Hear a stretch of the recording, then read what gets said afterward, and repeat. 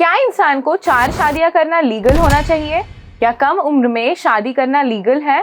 आदमी को ज्यादा और औरत को कम हिस्सा मिलेगा, ये लीगल है या नहीं? आज इन सवालों को जानेंगे और जानेंगे यूनिफॉर्म सिविल कोड यानी यूसीसी होता क्या है।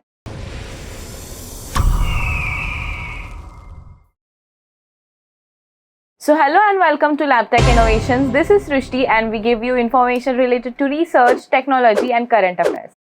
आर्टिकल 44 के अंडर आने वाला यूसीसी यानी यूनिफॉर्म सिविल कोड हाल ही में उत्तराखंड विधानसभा में समान नागरिक संहिता यूसीसी बिल 7 फरवरी 2024 में पास हो गया है। बिल को 6 फरवरी को उत्तराखंड विधानसभा में पेश किया गया था। इसे राज्यपाल के पास भेजा गया। राज्यपाल की मंजूरी आने के बाद ये कानून बन गया। इसके साथ ही उत्तराखंड आजादी के बाद यूसीसी लागू करने वाला देश का पहला राज्य बन गया। उत्तराखंड कमेटी कहती है अगर ये बिल पास होकर लॉ बन गया तो अपराध पर रोक लग जाएगा। इनमें बहुविवाह, बाल विवाह, तलाक, हलाला जैसे प्रथाएं शामिल है। संहिता के लागू होने पर किसी की धार्मिक स्वतंत्रता पर कोई प्रभाव न पड़ते हुए बिल में महिलाओं को संपत्ति में समान अधिकार प्रावधान किया गया है। कानून बनने के बाद उत्तराखंड में रहने वाली सभी धर्मों के लोगों पर शादी, तलाक, उत्तराधिकारी जैसे मामलों में एक ही कानून लागू होंगे। हालांकि अनुसूचित जनजाति एसटी के लोगों पर इसके प्रावधान लागू नहीं होंगे। इस पर विवाद भी छिड़ गया है।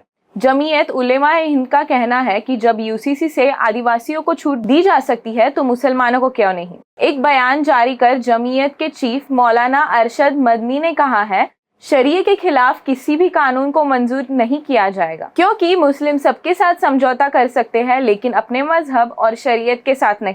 चलिए जानते हैं इस बिल के अंदर ऐसे कौन से लॉज हाईलाइट किए गए हैं। शादी को लेकर क्या है प्रावधान। बिल के पहले भाग में विवाह और विवाह विच्छेद पर केंद्रित। इसमें स्पष्ट किया गया है कि बहुविवाह व बाल विवाह अमान्य होंगे। विवाह के समय लड़की की एज 18 और लड़के की एज 21 ईयर्स होनी चाहिए। विवाह और तलाक पर क्या है प्रावधान। समान नागरिक संहिता में विवाह और तलाक का रजिस्ट्रेशन अनिवार्य किया गया है। 26 मार्च 2010 के बाद हुआ विवाह रजिस्ट्रेशन अनिवार्य होगा। रजिस्ट्रेशन ना करने की स्थिति में विवाह मान्य रहेगा, लेकिन रजिस्ट्रेशन ना करने पर फाइन दिया जाएगा। यह फाइन अधिकतम 3 मंथ्स तक जेल और अधिकतम 25,000 तक फाइन होगा। शादी के 1 साल की अवधि तक पति और पत्नी तलाक नहीं ले सकते और तलाक पर पति और पत्नी दोनों का समान अधिकार है। लिव इन पर क्या है प्रावधान। उत्तराखंड सरकार द्वारा पेश किए गए इस बिल में लिव इन रिलेशनशिप का भी जिक्र किया गया है। इसमें लिव इन रिलेशनशिप के लिए रजिस्ट्रेशन कंपलसरी किया गया है। यह स्पष्ट किया गया है कि लिव इन रिलेशनशिप में पैदा होने वाला बच्चा वैध संतान माना जाएगा। उसे वह सारे अधिकार प्राप्त होंगे जो एक वैध संतान को प्राप्त होते हैं। क्या है यूसीसी कानून। यूसीसी यानी यूनिफॉर्म सिविल कोड। जैसा कि इसके नाम से ही पता चलता है, सबके लिए एक जैसा कानून। भारत में अपराध के लिए भारतीय न्याय संहिता के जरिए सजा मिलती है। अपराधी किसी भी धर्म का क्यों ना हो पर उसे एक जैसी सजा मिलती है।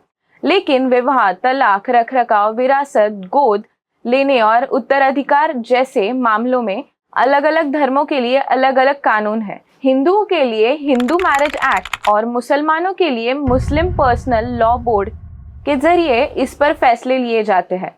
लेकिन यूसीसी भारत में नागरिकों के लिए एक समान नागरिक संहिता को सुरक्षित करने के लिए प्रयास करेगा। यूसीसी इस बात पर आधारित है कि आधुनिक सभ्यता में धर्म और कानून के बीच कोई संबंध नहीं है। क्यों है यूनिफॉर्म सिविल कोड जरूरी। भारत में हर किसी का एक पर्सनल लॉ है, जैसे कि जाति, धर्म, कानून और मैरिज एक्ट। लेकिन यूसीसी यह कहता है जहां पर marriage, divorce, inheritance, adoption matters है, ऐसे केस में हर नागरिक के ऊपर एक ही लॉ एप्लीकेबल होगा, भले वो किसी भी रिलीजन का क्यों ना हो। यूनिफॉर्म सिविल कोड कंसेप्ट का उद्देश्य यह है कि अलग अलग धार्मिक कानून की जगह भारत के लोगों पर एक ही कानून लागू हो। जब यह कोड बनाया जाएगा तो यह उन कानूनों को सरल बनाने का काम करेगा जो वर्तमान में धार्मिक मान्यताओं जैसे हिंदू कोड, शरीयत कानून और अन्य के आधार पर अलग अलग है। अगर आपको ये वीडियो पसंद आई हो तो वीडियो पे कमेंट करके लाइक, शेयर एंड सब्सक्राइब करना ना भूलें। धन्यवाद।